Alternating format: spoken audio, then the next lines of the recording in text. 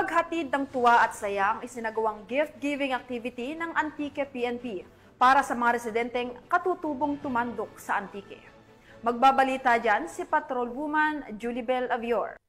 Ang makabuluhang araw ng pagtutulungan at pagmamalasakit ang isinagawa sa Barangay Badyang, San Jose, Antique nito lamang 26 ng Hulyo taong kasalukuyan. Isang supplemental feeding program at gift-giving activity ang pinangunahan ng Antique Police Provincial Office, katuwang ang Antique PNP Press Corps at LGU para sa mga miyembro ng komunidad ng katutubong tumandok sa Antique. Tampok ang mahigit 80 na masayang katutubong estudyante na tumanggap ng mga bagong bag na may lamang school supplies.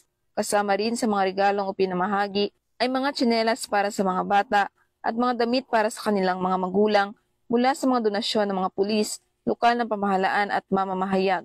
Nagbahagi rin ang kapulisan ng edukasyon hinggil sa good touch at bad touch sa mga magulang at kabataan bilang bahagi ng kanilang advokasya sa kaligtasan at karapatang pambata.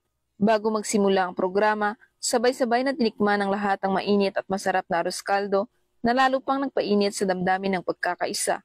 Dumalo rin mismo sa programa sina Congressman A.A. Legarda na namahagi ng 100 McDonald's food pack sa mga estudyante. Lalo pang pinasigla ang programa sa pagdating ni San Jose de Buenavista Mayor Paul Joseph Ontaran na nagpaabot ng mensahe ng suporta at pagkikiisa. Lubos namang nagpasalamat si Ginoong Virgilio Ocario, tribal leader dahil binigyang halaga ang presensya ng mga indigenous people sa probinsya. Nagpasalamat din siya sa mga nag-organisa ng programa dahil sila ay napili bilang mga benepisyaryo ng makabuluhang inisyatibo. Ang aktibidad ay bahagi ng koordinasyon sa iba pang mga ahensya ng gobyerno kaugnay sa pagdiriwang ng ika-30 Police Community Relations Month. Nagbigay inspirasyon sa mga dumalo si Antique PPO Provincial Director, Police Colonel Leia Rose B. Peña sa kanyang talumpati, kung saan binigyang diin niya ang kalagahan ng pagiging inklusibo at pagkakaisa. Muling pinagtitibay na ang PNP ay nananatiling matatag sa pagbibigay ng serbisyong pampubliko sa lahat ng sektor ng lipunan. Hinikayat niya ang komunidad na tingnan ang PNP hindi lamang bilang tagapagpatupad ng batas,